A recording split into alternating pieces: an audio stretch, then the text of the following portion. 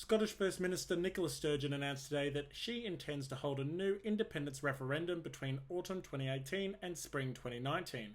With Scotland voting to remain in the EU by a margin of 24 points, and opinion polling now showing a marked improvement for the independence camp, it's tempting to say that in a post-Brexit world, the Scots will vote to leave the UK. However, anyone who actually thinks this is indulging in a dose of blissful ignorance. The fact is that after the Brexit vote, Scotland faces more risks now than it did back in 2014.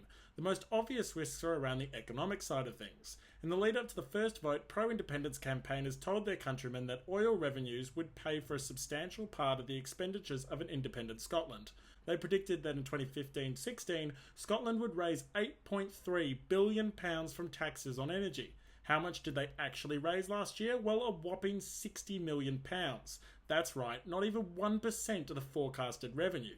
Why? Well, oil prices have taken a bit of a hint since 2014, and Scottish oil is incredibly expensive to extract.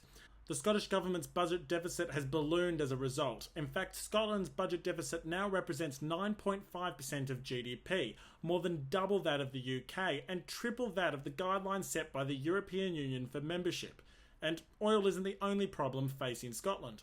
Scotland's other large sector is undergoing major reforms too. Scottish financial services are having a rough time. Since 2014, employment in the industry has decreased by about 10%, and wages have decreased by about 5% on average in the last 12 months alone. Overall, GDP growth is slower up north than it is in the rest of the UK. Now, considering the only thing keeping Scotland afloat is its unity with the UK, leaving the UK in some Hail Mary attempt to rejoin the EU is frankly ludicrous, especially if you consider the fact that in 2015, 63% of Scottish trade was destined to the UK, compared to only 16% that went to the EU. Simply put, they can't afford to leave, and even if they did leave, they could dig a deeper hole for themselves than originally anticipated. A session into the European Union is not guaranteed. In fact, it's very risky. Spain would likely block any attempt to join the EU in fear of stoking independence movements in their own home country. There's a reason why Spain still hasn't recognised Kosovo as a nation. In fact, when Nicola Sturgeon sent party members to meet with Spanish officials in March 2017, not a single member of the Spanish Conservatives met with them. Spain is allergic to succession, and thus it's allergic to Scotland's success.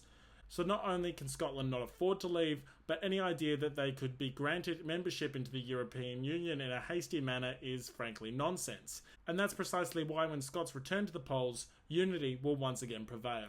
Thanks for listening to Black Swan Politics.